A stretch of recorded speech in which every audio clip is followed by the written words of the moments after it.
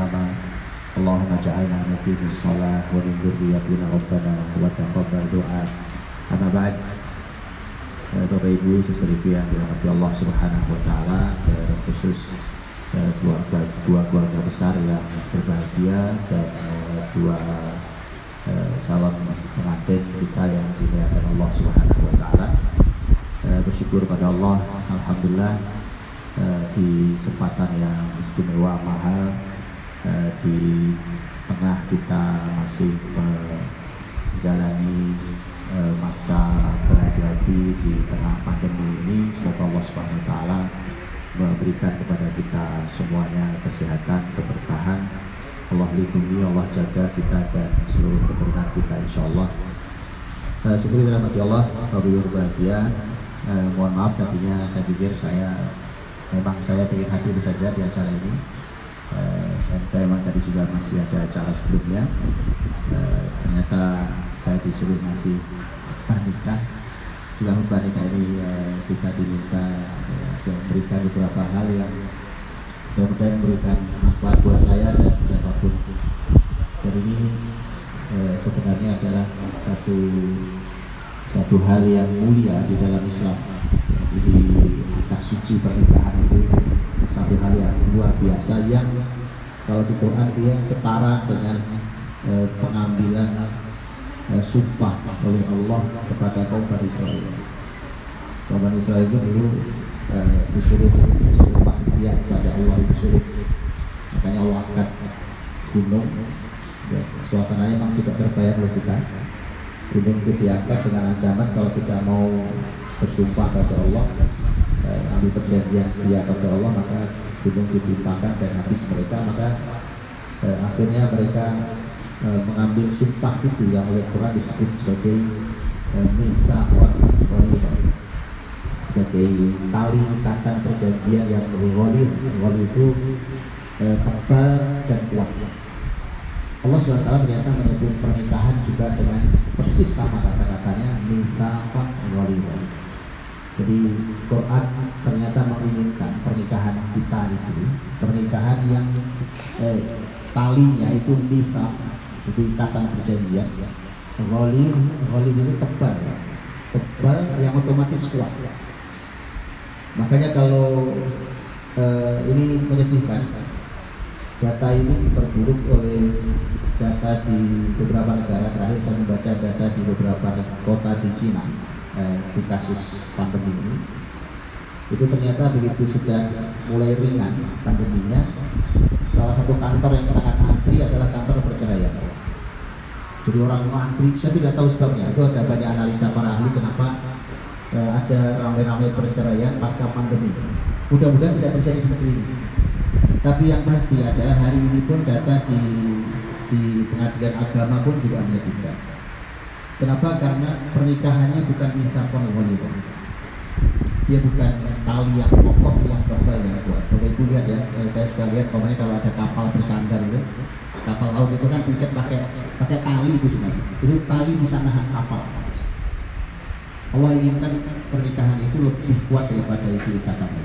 Karena tugas pernikahan bukan hanya di sini, ternyata harus sampai ke surga Allah Subhanahu wa taala. Allah berfirman dalam surat At-Tur ayat 21, "Walladzina amanu wattaba'athum dzurriyyatuhum biimanin alhaqna bihim dzurriyyatahum wa ma alatnahum min 'amalihim min syai' kullu imrin bima kasaba." Orang-orang yang beriman, kemudian iman itu diikuti oleh keturunannya, punya keturunan beriman juga, maka Allah sampaikan bahwa kami susulkan mereka ke surga orang tuanya. Jadi dalam tafsirnya adalah orang tua yang amalnya lebih baik dari anaknya. Jadi surganya orang tua lebih tinggi daripada surga anaknya. Resikonya adalah tidak bertemu. Jadi surganya orang tua lebih tinggi dibandingkan surga anaknya. Orang tua itu sampai di akhirat itu masih nyari anaknya. Itu kalau di bahasa Indonesia kan kasih anak sepanjang jalan. Kalau kasih orang tua itu sepanjang jalan. Kalau di Quran ternyata bukan sepanjang jalan. Itu sampai di surga masih nyari anaknya. Karena orang tua kalau nyari anaknya nggak ketemu itu sedih, kebahagiaannya pasti berkurang. sementara di surga tidak boleh ada bahagia yang berkurang, maka alhaqna bihim dzurriyyatahum, itu anak itu dinaikkan surganya, kemudian naik bersama orang tua di surga yang sama. Maka ada PR besar di rumah tangga kita itu adalah kebahagiaan dan kebersamaan ini harus dilanjutkan sampai di surga. Di PR semacam itu, makanya kalau kemudian ada masalah dikit putus, masalah dikit cerai, pengadilan agama sama dengan pengadilan perceraian, itu kacau. Negeri yang seperti itu tidak bisa diharapkan, tidak bisa diharapkan kebaikan, karena kita tahu bahwa pilar kokohnya negeri salah satunya adalah rumah tangga. Itulah mengapa Islam begitu peduli dengan pilar yang satu ini, dan Islam sangat banyak bicara tentang masalah rumah tangga. Terlalu Allah SWT. Saya sering menyampaikan kalau di kajian tentang berkeluarga itu bahwa Quran meringkas, memberikan ringkasan yang mudah dipahami tentang laki dan perempuan kalau mau sukses dalam rumah tangga. Itu diringkas dengan satu kata masing-masing. Satu kata bagi tugas laki-laki, satu kata bagi tugas perempuan. Yang satu kata dijabarkan jadi dua, satu kata dijabarkan jadi dua. Jadi rumusnya 1, 2, 1, 2. An-Nisa 34. Itu adalah ringkasan dari keseluruhan jawaban tentang bagaimana caranya laki perempuan bersatu dalam rumah tangga dan mereka berhasil sukses bahagia di rumah tangga. Itu ringkasannya. Kenapa ringkasan di situ? Karena jelas ayat 34-nya itu bicara tentang kunci suksesnya. Kalau 34-nya gagal, maka akan masuk ayat 35. Ayat 35 itu langsung bicara tentang retaknya rumah tangga. Wa khiftum shiqaqa bainihima fab'athu hakaman min ahlihi wa hakaman min ahliha. Kalau kalian takut retaknya rumah tangga, jadi ayat 35 langsung bicara retak rumah tangga ketika ayat 34-nya gagal. Maka kunci sukses di ayat 34, Allah berfirman, ar-rijalu qawwamuna 'ala an-nisa'i bima faddalallahu ba'dahum 'ala ba'd wa bima anfaqu min amwalihim. Fas-salihat qanitat hafizat lil ghaibi bima hafizallah. Laki-laki kata Allah itu adalah qawwam, itu satu kata kunci.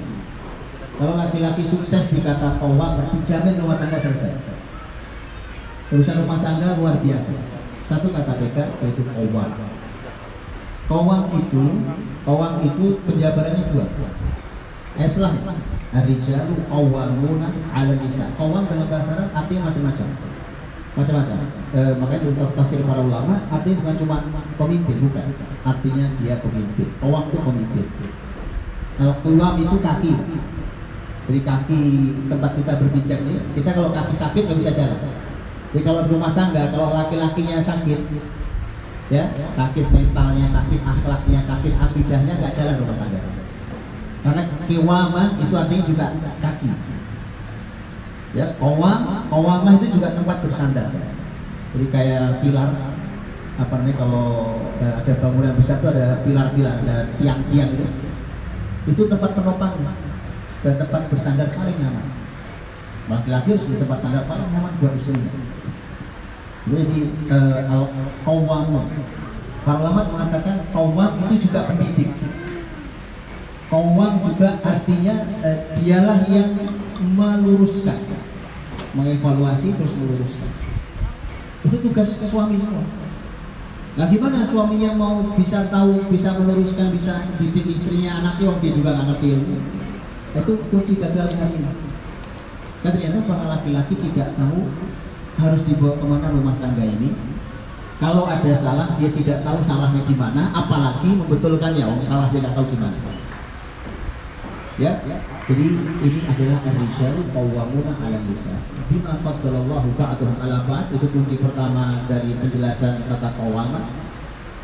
Dikarenakan Allah memberikan kelebihan di laki-laki itu di atas istrinya.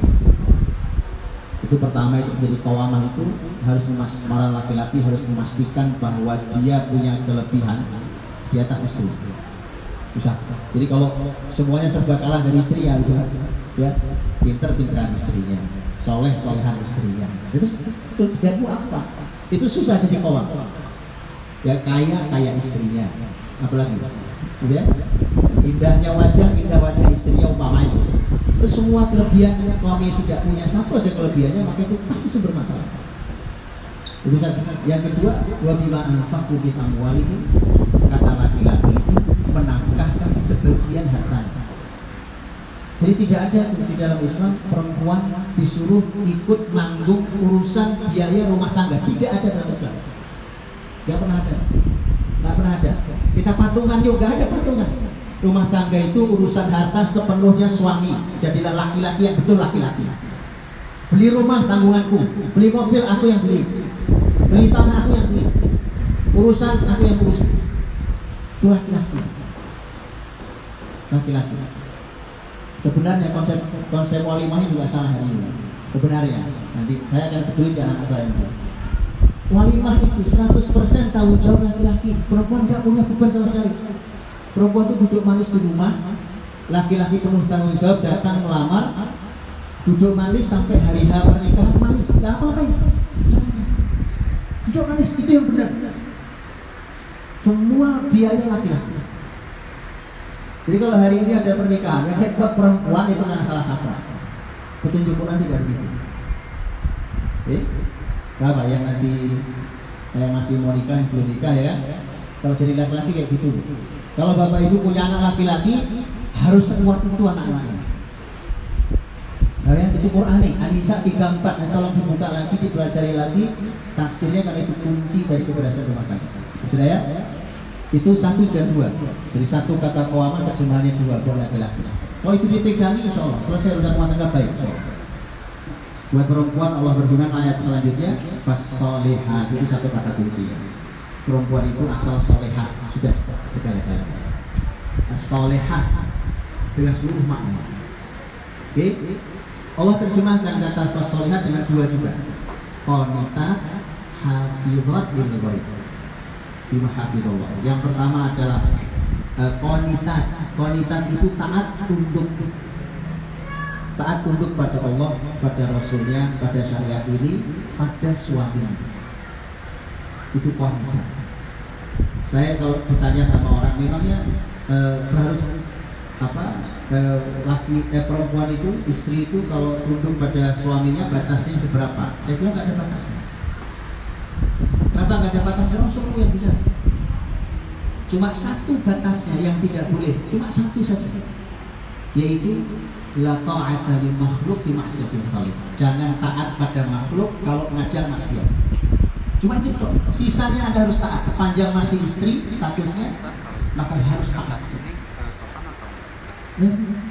Coba kurang gimana Nabi kita berkata, kalau boleh ada sujud makhluk pada makhluk, aku perintahkan wanita sujud pada suaminya.